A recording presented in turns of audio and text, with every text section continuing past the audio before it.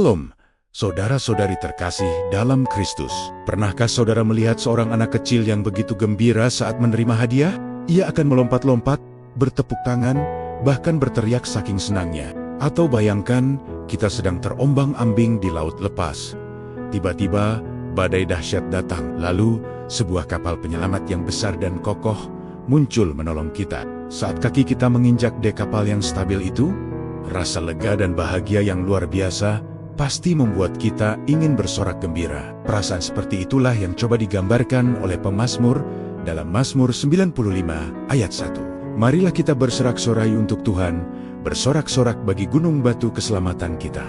Kata bersorak-sorai dalam bahasa aslinya bukan sekadar ajakan untuk bertepuk tangan biasa. Ini adalah sebuah panggilan yang kuat untuk meluapkan sukacita rohani dengan suara yang nyaring. Karena kita memiliki jaminan keselamatan yang pasti di dalam Tuhan. Pemazmur merasakan luapan sukacita dari hati yang telah diselamatkan. Ia menyebut Tuhan sebagai gunung batu keselamatan. Sebuah gunung batu itu kokoh, kuat, dan tidak akan pernah goyah. Ini melambangkan bahwa keselamatan yang kita terima dari Tuhan adalah sebuah kepastian yang tidak tergoyahkan. Kesadaran inilah yang membuat hati pemazmur dipenuhi sukacita, hingga ia mengajak kita semua untuk bersorak-sorai.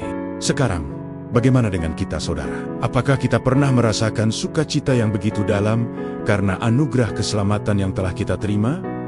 Anugerah ini begitu berharga. Dalam Efesus pasal 1, Rasul Paulus menjelaskan betapa kayanya kita di dalam Kristus. Kita dipilih sebelum dunia dijadikan, diangkat menjadi anak-anak Allah, dan ditebus oleh darahnya yang kudus. Semua itu bukan karena kehebatan kita, tetapi semata-mata karena kasih karunia-Nia yang melimpah. Sama seperti bangsa Israel yang dipelihara Tuhan selama 40 tahun di padang gurun. Seperti yang kita baca dalam kitab Ulangan, mereka tidak pernah kekurangan apapun. Tuhan menyertai dan memperhatikan setiap langkah mereka. Begitu pula dengan kita. Tuhan selalu menyertai kita dalam perjalanan hidup ini, memberikan kekuatan dan pengharapan.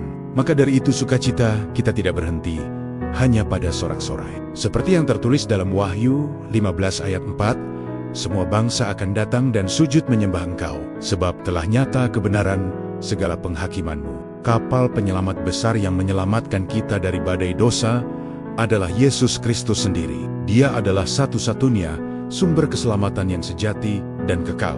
Tuhan Yesus tidak hanya ingin kita bersorak gembira, tetapi Ia juga mengajak kita untuk datang, sujud menyembah, dan mengakui kekudusannya. Sorak-sorai kita adalah ekspresi syukur, sementara sujud menyembah adalah wujud penghormatan kita akan keagungannya.